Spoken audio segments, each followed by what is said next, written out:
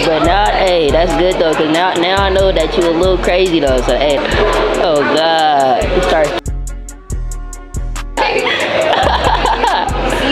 Oh God. Hey, say what's up. Hey, subscribe. Cosa devo dire? Che tengo che decir? Alright, y'all, they got me in this bathroom. This hella claustrophobic in here, bro. But it's all good, bro. For me, I'm gonna see if I try to report the sunset.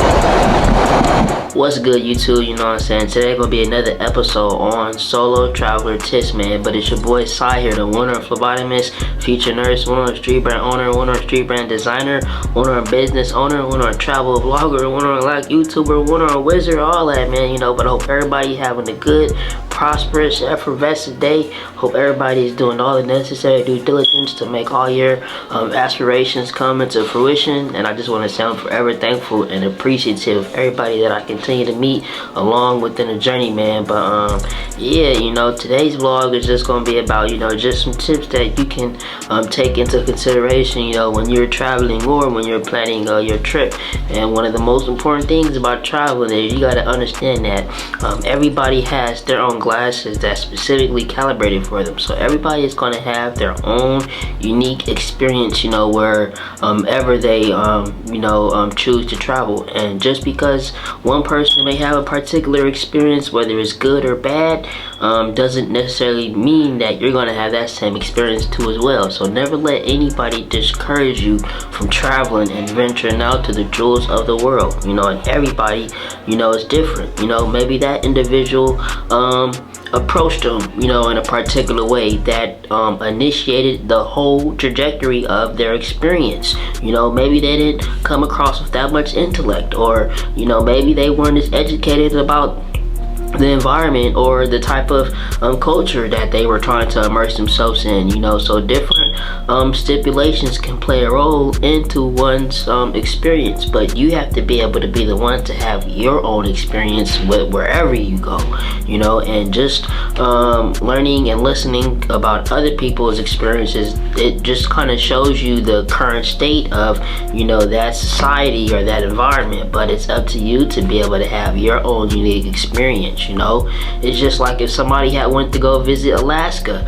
Well, you know, they might have said, oh, it was so cold, and they might not have enjoyed it. But you might, enjoy Alaska. You never know, you might have been born with the Celtic gene that makes you adaptable to the cold weather environments, and you might go out there and have the time of your life, but you won't know that unless you go experience it for yourself, you know. And that's one of the most important things, you know, too, as well. And also it's like, for example, is traveling too, you know. If you're disabled or with the military, or have like a baby on board, or with a family, or you're elderly, then you can be able to board the plane first as well, you know, so you can, you know, pick your seats, you know, and get comfortable and whatnot, you know, for your flight, you know, to go to handicap heights.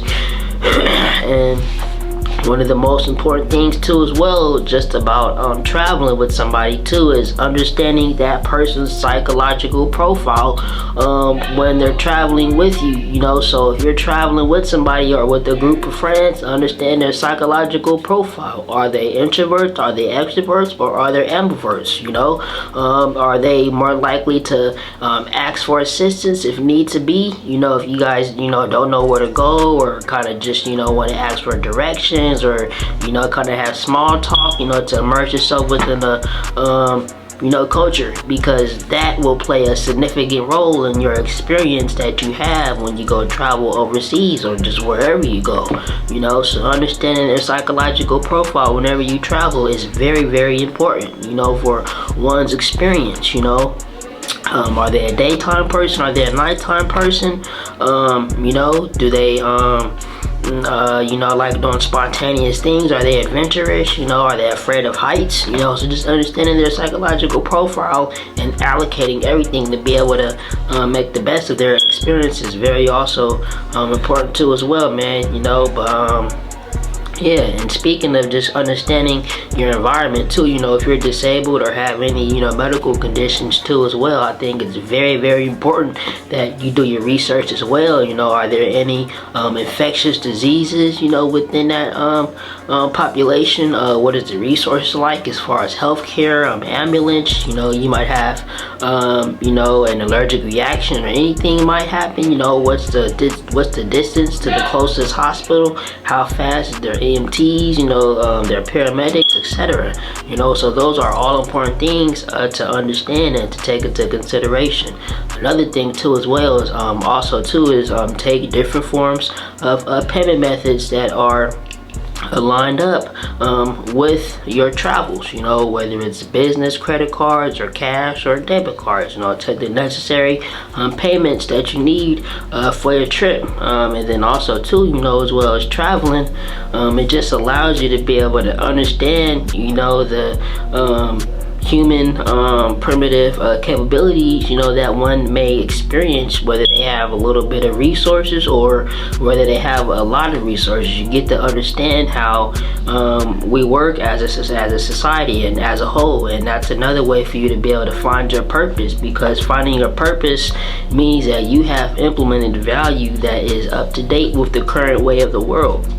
So if you want to be able to find your purpose, you know, and create a business model, etc., then you have to understand what is going on with the current way or the current trajectories of the world. And once you understand that by traveling and whatnot, then you can be able to sift for solutions, and you'll be able to solve things, and you can be able to add value here and add value there. And then you might learn one thing over here, you know, and that's very important too as well, you know. So just understanding that, man. But always travel, and don't never let nobody you know, change or maneuver you from your trajectory that you desire. But yeah, I just want to say I'm forever thankful for all the support that we got, and I got 4 new Operation Handicap Heights episodes available to watch, and the link in the description, as well as new merch available for order on the site, man. So yeah, but just a little quick little episode for y'all. But I hope everybody have a nice, joyous, vivacious day, and I'm gonna see y'all in the other episode of Handicap Heights, man. Yeah, hey, we out. Shout yourself out, my guy, you feel me? From Baton Rouge.